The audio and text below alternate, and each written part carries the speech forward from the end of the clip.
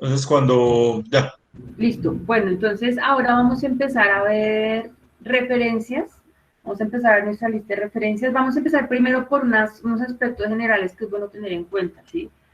No vamos a saltar, digamos, no vamos a empezar de una vez con los ejemplos de cómo se referencia cada material, porque hay que tener en cuenta varios aspectos. Entonces, esto es lo que vamos a ver, los aspectos generales, las categorías, los principios de la lista de referencias y unas cositas que deben tener en cuenta dependiendo del autor, la fecha, el título y la fuente, porque hay muchísimos casos especiales que yo sé que a todos nos han pasado. Entonces, lo primero es que mi lista de referencias se ubica al final de mi manuscrito, o sea, al final del cuerpo del documento, incluye un título que se va a llamar referencias, ¿sí? Y debe proporcionar toda la información que yo como lector voy a necesitar para recuperar esos materiales. APA nos dice que en la lista de referencias solo debo incluir lo que cité en el texto. Yo sé que hay muchos momentos donde se distingue entre lo que yo leí como para contextualizarme, para empaparme un poquito del tema y lo que yo cité. ¿Qué me dice APA? Que en APA vamos a hablar de referencias y no de bibliografía. APA nos dice que una lista de referencias incluye todos los trabajos que yo cité en el trabajo y que en la bibliografía se incluyen trabajos que sirvieron como antecedentes o como lecturas adicionales. En APA solo vamos a hablar de lista de referencias, es decir, la lista de referencias que es todo lo que yo cité en el trabajo. Si a ustedes en sus instituciones ya les piden que también incluyan los trabajos, digamos, adicionales, lo que dieron de adicional, lo que les sirvió como antecedente, como contextualización, ya es diferente, pero acá vamos a hablar de lista de referencias. Y APA nos dice que en una lista de referencias debo manejar, hablamos de grupos, de categorías y de tipos, ¿sí? Si ustedes cuando están haciendo su lista de referencias encuentran que algo no encaja ni en el grupo, ni en la categoría, ni en el tipo, deben buscar la que se parezca, la que sea más similar. Eso pasa muchísimo con varios materiales, por ejemplo, que yo recuperé por internet. No sé si es página web, si es publicación en página web, si es un informe, bueno, en fin. Voy a mirar, tengo que revisar y ver en qué categoría, en qué grupo, en qué tipo puedo, puedo digamos, encasillar ese material. Entonces, esta es la clasificación que nos presenta APA. Aparece que hay cuatro grandes grupos de referencias. Están los textos, están los medios audiovisuales, están los medios en línea y están los conjuntos de datos, los software o los tests. ¿Sí? Y que cada categoría, cada grupo se divide en categorías y que cada categoría tiene diferentes tipos. ¿Sí? Esto lo pueden consultar en Moodle. Esta es la clasificación inicial que tiene APA. ¿Sí? Entonces, claro, lo que uno hace primero es, dice, bueno, tengo ese material, ¿en qué grupo de referencia? Ah, bueno, en el texto, porque seguramente es un capítulo de libro, entonces de la categoría de capítulo de libro, o si de pronto es un grupo, está el grupo de referencias y es un texto y entra dentro de la categoría de publicaciones periódicas, bueno, tengo que entrar a mirar qué tipo de publicación periódica es y así sucesivamente. Lo que ven en pantalla son solo ejemplos, por ejemplo, la categoría, el grupo de medios audiovisuales es muchísimo más amplio, pero esos son solo algunos ejemplos. Los ejemplos de medios en línea también va a ser muchísimo más amplio, pero es para que tengan en cuenta que APA categoriza, agrupa, categoriza y divide en tipos los materiales que yo puedo consultar y que puedo encontrar. Entonces, que lo primero que yo vaya a hacer es que, lo primero que tengo que hacer es que si tengo un material, debo buscar en qué grupo, en qué categoría y en qué tipo, digamos, encaja y en esa medida armar mi referencia. Hay unos principios de la lista de referencia, unos elementos básicos, ¿sí? Como que esto es lo mínimo que ustedes necesitan para hacer su referencia. ¿Sí? ¿Puede faltar uno de estos cuatro elementos? Sí puede faltar. APA tiene formatos para cuando faltan estos elementos, sí tienen los formatos. Pero lo ideal es que tengamos estos cuatro elementos. El título, la fuente de dónde saqué yo ese material, la fecha en que se publicó y la persona que escribió, la persona o la institución que escribió ese material. ¿Sí? Entonces, esto es un artículo simplemente para mostrar un ejemplo. Entonces, acá mis autores son Hebe González y Marcela Gil Bustos. Digamos, si se dan cuenta en este ejemplo, Marcela y Hebe pusieron la inicial de su segundo nombre. Y ese es el formato que ellas decidieron para ese artículo. Y yo cuando vaya a hacer mi referencia, debo respetar ese formato. ¿Sí? Entonces, ¿a qué me refiero? En que cuando yo vaya a referenciar esto, debe ser González, H. A. Y debe ser Gilbustos.Marcela J.M.J. Porque así es como lo están incluyendo las autoras. Y seguramente si estas dos autoras o autores son sistemáticos en la manera en que ponen el nombre en todas sus publicaciones, voy a encontrar el mismo nombre en todas las publicaciones. Ahí tengo mis autores. Tengo el año de publicación, que fue en el 2019. Tengo el título de mi trabajo.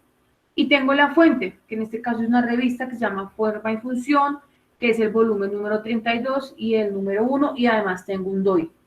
Y esos son los datos básicos que yo necesito si estoy hablando de una publicación en una revista científica. Es una revista científica que se llama Forma y Función, que es de la Universidad Nacional de Colombia. Si tengo, digamos, este es otro ejemplo, entonces de nuevo tengo mi autor, que es Andrea Cucato, tengo el año de publicación, que es el 2019, tengo el título de mi trabajo y tengo la fuente, que es la revista latinoamericana Estudios del Discurso, que es el volumen 9 y el número 1. Carlos Páez, ¿me deja ver la ayuda anterior? ¿Cómo así la ayuda anterior, Carlos? ¿La diapositiva anterior? Sí, por favor, la primera, donde están los datos, los componentes principales. ¿Esta? Esa. Igual acuérdense que esto va a estar disponible en Moodle. Si alguien tiene problemitas con Moodle, le pueden escribir a Michael o me pueden escribir a mí por interno, ¿vale? Listo. Sigamos. Y también con un libro. ¿Con un libro qué pasa? Acá traen mis libros precisamente. Cuando ustedes vayan a referenciar un libro, ¿dónde van a encontrar la información? En lo que llamamos la página de derechos o la página de créditos, ¿sí?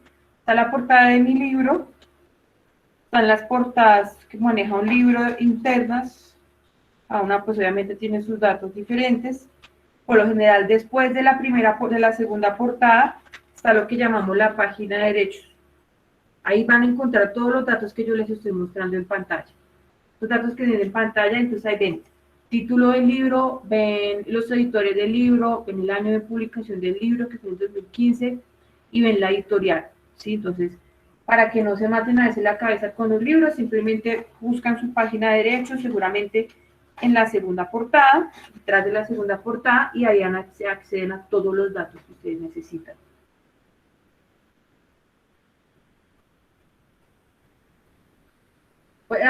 Andrés, si quieres, abre Ricardo, y abre el micrófono un segundito, por favor. Profe, que esto que hay en el libro se llama una ficha catalográfica que ponen pues como por defecto quienes lo imprimen. Sí. Esto se utiliza en las bibliotecas para organizar la información y que pueda ser accedida.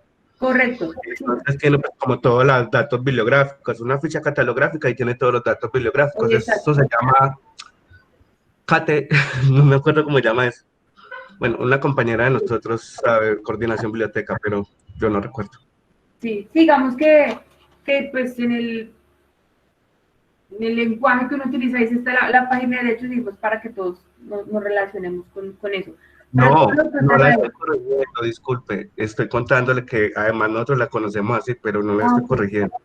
Okay. No, sí, claro, porque es que en el mundo de ciencia de la información y bibliotecología se llama diferente, pero desde el punto de vista, digamos, legal, es precisamente la página de derechos de autor.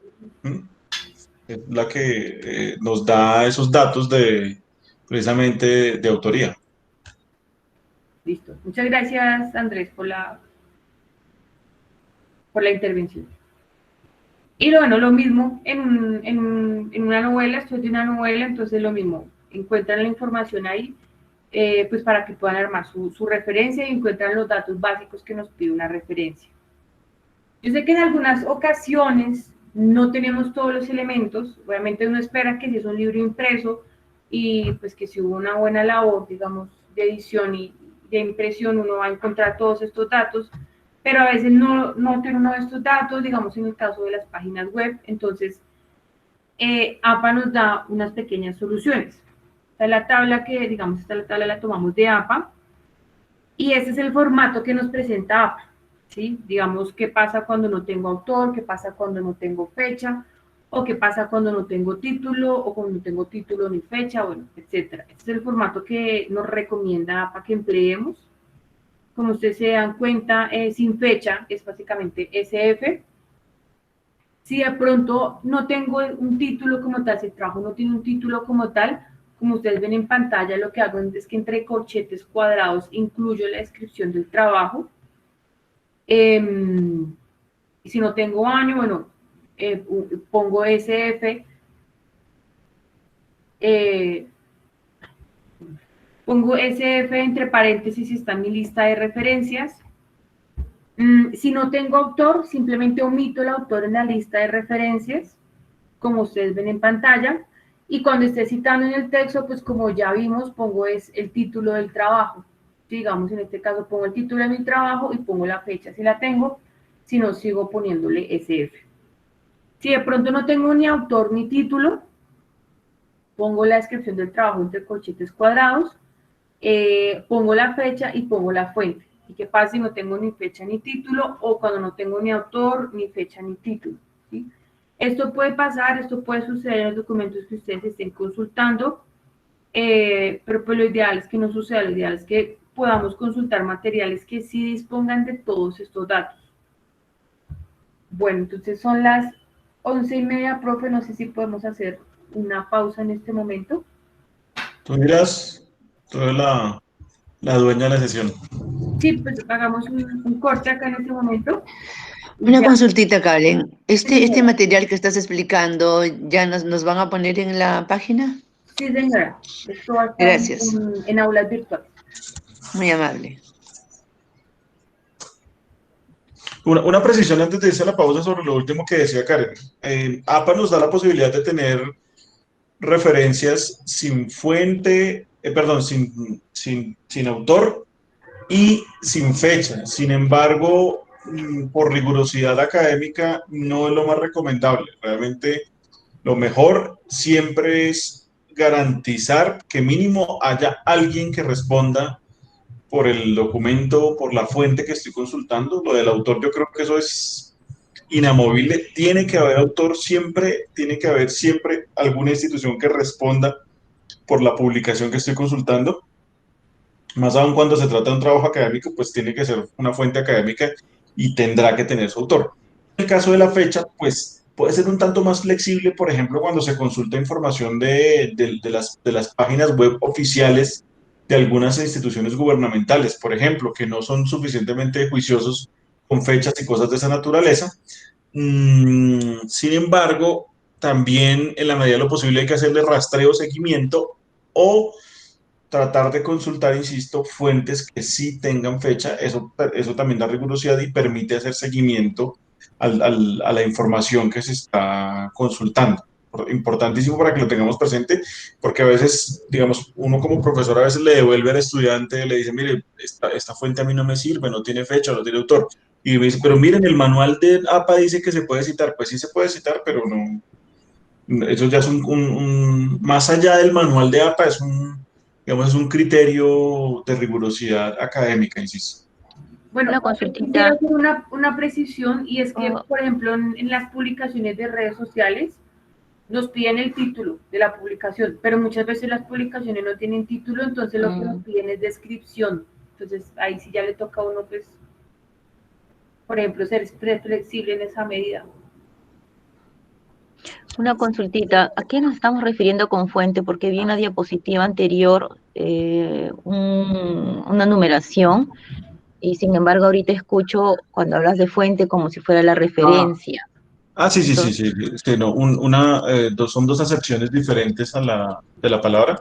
Fuente como tipo de letra, tipográfica, fuente tipográfica, es distinto a fuente en el sentido de la fuente de consulta, ¿cierto? El documento original o El DOI, lo que habla es el DOI, pero el DOI no. No, fuente aquí es un concepto mucho más genérico. Fuente es la referencia en el sentido de yo voy a consultar la información en unas fuentes de información. Entonces es fuente de información, que puede ser de diferente naturaleza, ¿cierto? Puede ser un libro, un artículo académico, puede ser una página web, puede ser un video, puede ser... Todo eso son fuentes de información. Mm, Y en otro sentido, estamos hablando de fuente como fuente tipográfica. Aquí lo que pasa es que en este, por ejemplo, en esta diapositiva, Karen está utilizando fuente en el sentido del lugar específico de donde se sacó, pero finalmente es fuente de información. No, no sé si Karen quieres precisar algo más al respecto. Sí, no, es básicamente, pues, el ejemplo que es en pantalla, cuál es el lugar de donde yo saqué el artículo, la revista, forma y función, el volumen y el número total de la revista, forma y función, y además el DOI, el lugar de donde yo estoy obteniendo la información. A eso nos referimos acá en todos estos ejemplos con fuente. ya, Digamos, si fuera un libro, pues mi fuente sería la editorial, por ejemplo. Si ok. fuera un libro electrónico, sería la editorial y además el enlace. Ya, No gracias. entiendo lo del DOI. Andrés, si quieres, abre el micrófono, por favor. Profe, en la que estaba mostrando, no entiendo el DOI.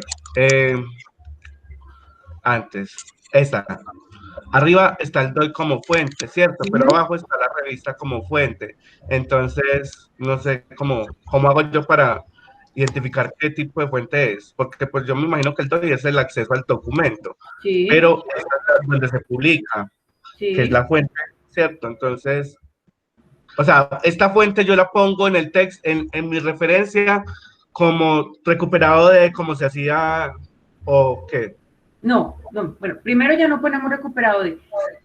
Si estuviésemos armando la referencia de este artículo, después del título del artículo y el nombre de la revista, el volumen, el número de páginas y el DOI. Siempre pones todos los datos. Si tienes DOI, pones DOI. Y el DOI también es la fuente porque es el enlace que te dirige directamente a ese artículo. Ah, ok. Pero, ¿qué cosa representa el DOI? ¿Podría explicar esa parte? Tampoco entiendo.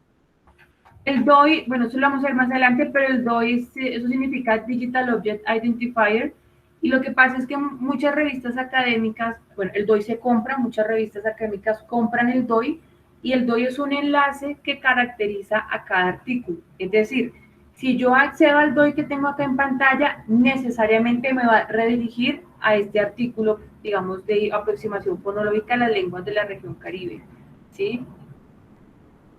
Entonces, si es el identificador de objetos digitales, como nos dice la persona de la biblioteca y apartado. Entonces, un enlace que dirige única y exclusivamente a ese material, que me puede remitir a artículos o que me puede remitir, por ejemplo, a libros o a capítulos de libros. Pero Si yo tengo que DOI, poner no el pongo, DOI. bueno, por lo general, si tengo DOI, no pongo enlace. Pero si no tengo DOI, pongo enlace. No pongo los dos. Elvia, dime. No, decía no, si arriba como has puesto fuente, DOI y hay unos códigos y abajo la fuente. Entonces significa donde dice fuente en la parte de abajo, ahí se pone el título y todos los datos que está en el DOI o que está en el artículo. Voy a adelantar un poquito para mostrar un ejemplo de cómo sería la referencia de este artículo. Acá. Acá en la parte de abajo, esta sería la referencia del artículo, ¿sí? Está el título del artículo, está el nombre de la revista en cursiva, el volumen, el año, el número entre paréntesis, el número de páginas y el DOI. Esta es la manera en la que ubicar cada elemento. Profe, qué pena. Yo creo que en la diapositiva que nos estabas mostrando, de pronto si nos separas, pues lo pones como otro título para que no haya un enredo en que son ejemplos diferentes, porque yo veo que están pensando que es que lo de arriba es lo de abajo y son cosas distintas, según entiendo son dos ejemplos. ¿Cómo así? O sea, tú en este gráfico de arriba tienes que lo es fuente, el título y los autores. ¿Cierto? Y abajo el ejemplo es diferente, o sea, forma y función es la fuente y la fecha. Entonces es como organizar la diapositiva para que no haya esa confusión de que son los ejemplos. Bueno, ¿me recuerdas tu nombre? Qué pena, es que nunca hemos tenido tu nombre. Catherine, creo. Sí, Catherine. Catherine, bueno, muchas gracias, Catherine. Bueno, entonces yo creo que podemos hacer una pausa en este momento y ya después empezamos a mirar otros elementos de la lista.